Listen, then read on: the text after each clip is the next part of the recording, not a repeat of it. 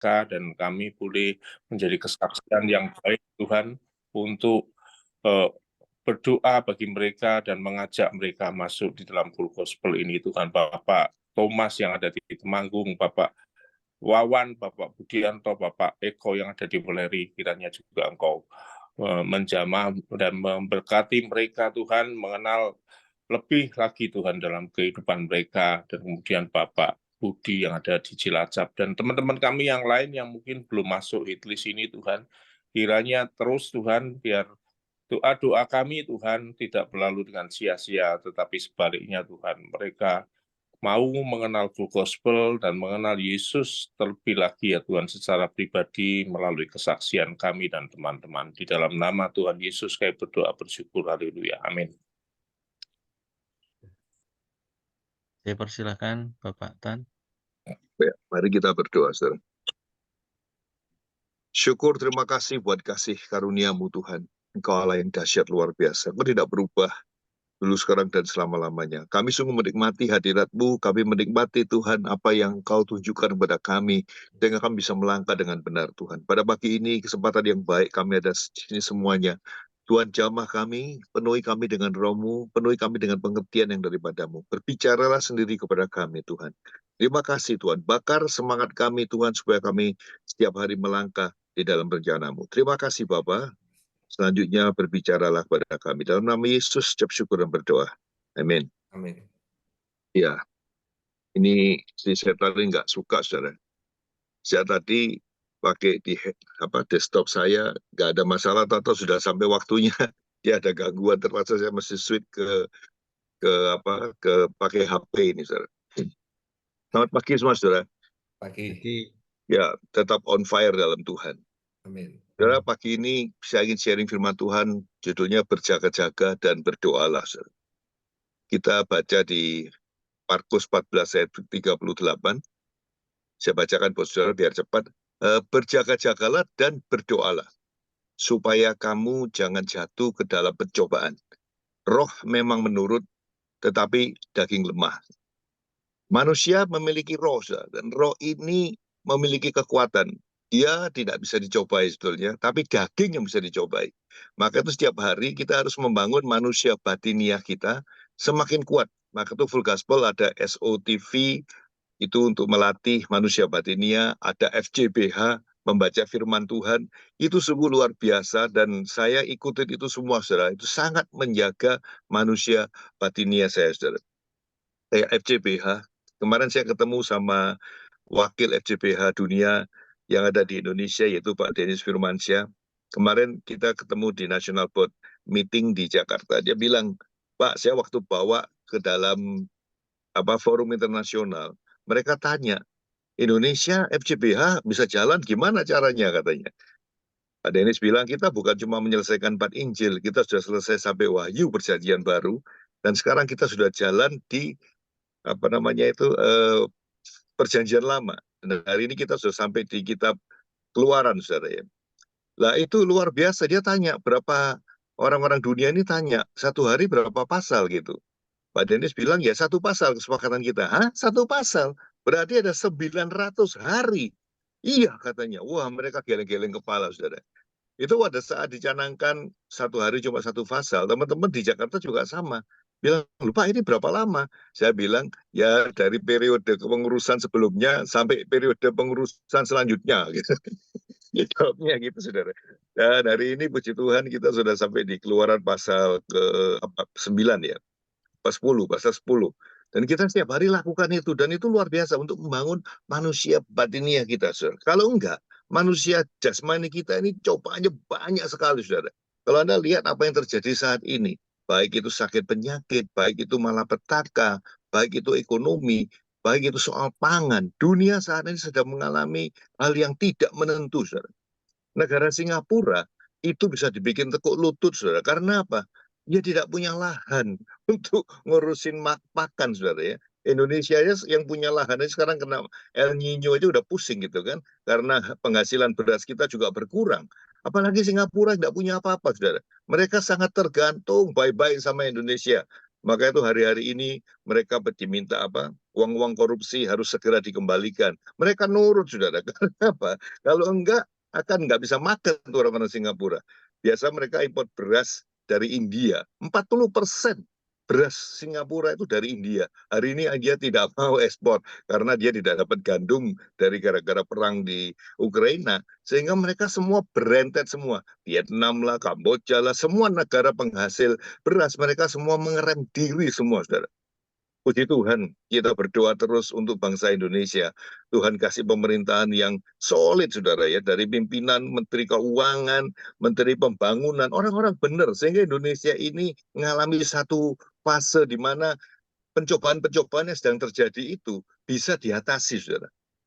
Lihat, saudara, menteri-menteri kenapa bisa ketemu yang korupsi-korupsi semuanya. Mereka yang harusnya uang itu dipakai untuk negara nggak dibangun. BTS mestinya ekonomi digital bisa berjalan ke Indonesia Timur jadi macet. Pertanian harusnya sudah bisa swasembada, jadi nggak jadi. Karena apa? Korupsi, saudara. Tadi saya bikin hitung-hitungan. Ini cerita tentang korupsi, saudara. Kan mau pemilu, kita sudah punya 38 provinsi. Kalau misalnya satu partai itu kampanye, saudara, kampanye. Kalau saudara mau dalam satu masa 3 bulan kampanye itu 100.000 orang yang datang, itu kalau dihitung satu kepala itu 100.000, saudara. Saya udah hitung, saudara. Itu sudah 380 miliar setiap pertemuan di Indonesia, bayangin. Itu setiap partai itu mesti punya uang berapa kali. Kalau misalnya Anda bikin setiap minggu 1 kali, berapa triliun, saudara, yang Anda harus keluarkan uang untuk itu. Maka itu buahnya partai-partai yang tidak punya uang, mereka korupsi sudah lakukan itu. Tapi kan tidak boleh juga gitu. Harusnya tidak korupsi, semuanya juga sama porsinya ya aman gitu kan. Tapi hari-hari ini Tuhan sedang bekerja dengan caranya dia, saudara. Maka itu kita harus tetap berdoa, saudara. Manusia batinia ini bisa membaca hal-hal yang jauh. Kalau manusia daging pendek-pendek ya, karena yang sebatas mata dan panca indera kita. Tapi manusia batinia ini bisa menerawang sampai hal-hal yang jauh, saudara. Kehidupan kita masing-masing, pasti Tuhan punya rencana, saudara. Akhir bulan kemarin, di chapter saya selalu mesti berdoa keliling untuk berdoa di daerah Sunter. Kemarin saya nggak keliling di daerah Sunter, tapi naik di menara, saudara. Jakarta itu dulu dicanangkan oleh satu pendeta di Surabaya untuk bikin menara Jakarta gitu kan. Menara Jakarta itu kan gagal total, tidak jadi gitu kan. Tapi sekarang sudah menjadi apartemen, saudara. Akan dibangun 8 apartemen yang tingginya paling tinggi lah untuk di daerah Kemayoran ini. Dia bisa sampai hampir 60 tingkat, saudara ya. 60 tingkat itu kalau di atas, Monas itu kelihatan pendek, saudara. Monas itu. Lah, puji Tuhan, kok pas ya anak saya itu punya tempat satu di situ, saudara. Kemarin saya begitu lihat, loh ini berdoa aja gitu ya. Loh pakai aja bahwa ini nggak dipakai. Pikir manusia batinnya saya. Loh, di lantai 66 tingkat ini lihat Jakarta. Kok bisa ya Tuhan? Saya bingung gitu. Saya nggak pernah mikir. Saya manusia batinnya, saya cuma rindu untuk berdoa sebagai wakil Tuhan itu. Begitu saya lihat kaca depan luar, saudara. Itu persis gerejanya Pak Stephen Tong, saudara. Jadi kelihatan besar banget gitu. Anda sangat nangkep, saudara. Oh, aku ngerti, Tuhan. Aku mesti berdoa untuk hamba-hamba Tuhan.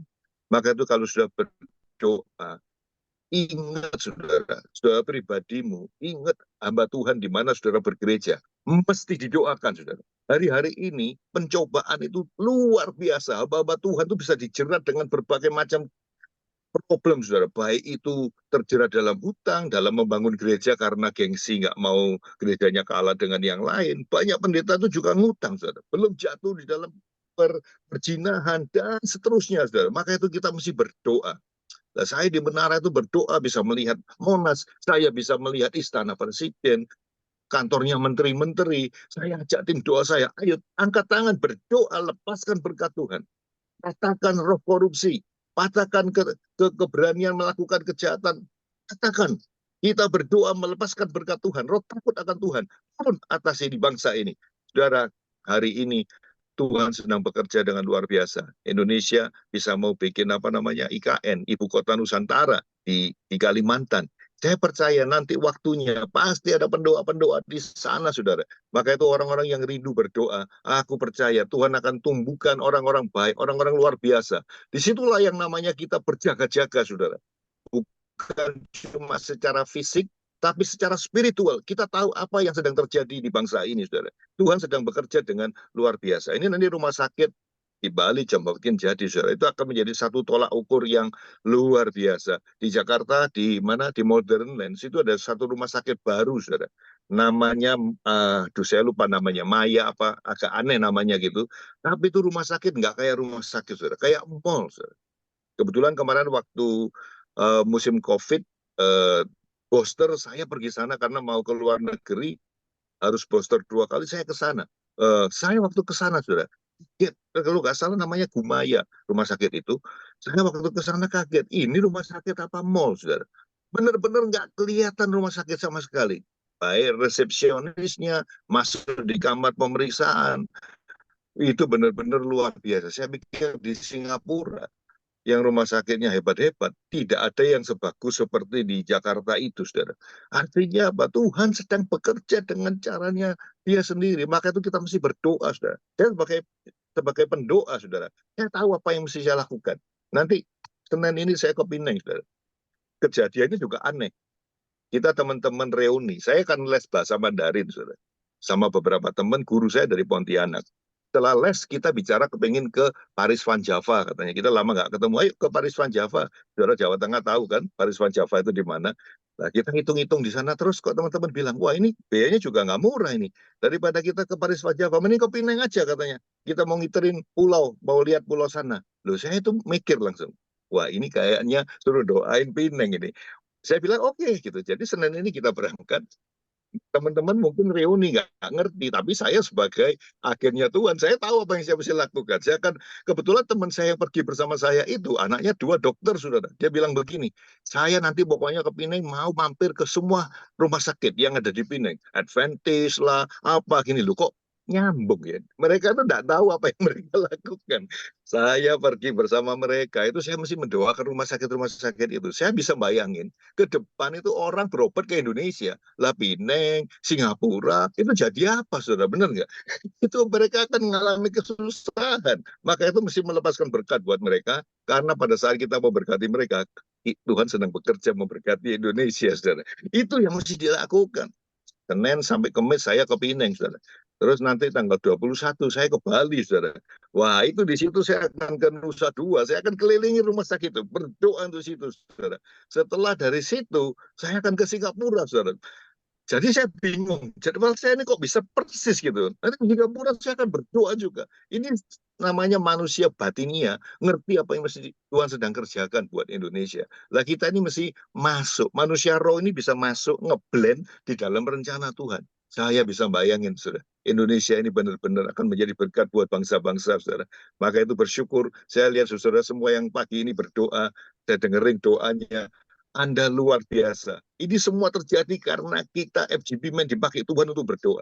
Tidak ada satu yang berdoa untuk tembok-tembok sendiri. Tidak ada yang berdoa untuk gerejaku. Enggak. Kita berdoa untuk tubuh Kristus. Kita berdoa untuk Tuhan yang sedang bekerja di bangsa ini, saudara.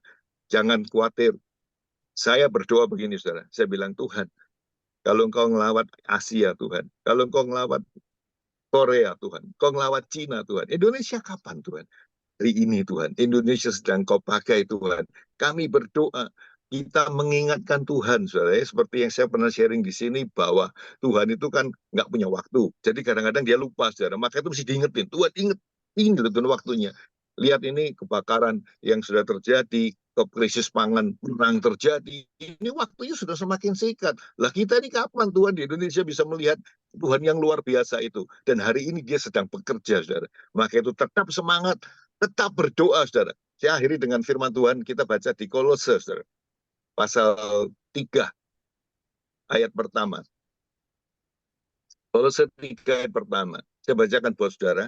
Karena itu, kalau kamu dibangkitkan bersama dengan Kristus, carilah perkara yang di atas. Ini spiritual, roh, manusia roh. Di mana Kristus ada, duduk di sebelah kanan Allah. Pikirkanlah perkara yang di atas, bukan yang di bumi. Sebab kamu telah mati, dan hidupmu tersembunyi bersama dengan Kristus di dalam Allah. Hidup kita tersembunyi di dalam Kristus. Jadi apapun yang terjadi, nggak usah takut, saudara. Tuhan akan melindungi, menjaga kita, melipat gandakan, akan memberkati kita semua, supaya kita jadi berkat di akhir zaman ini. Tuhan Yesus memberkati kita semua.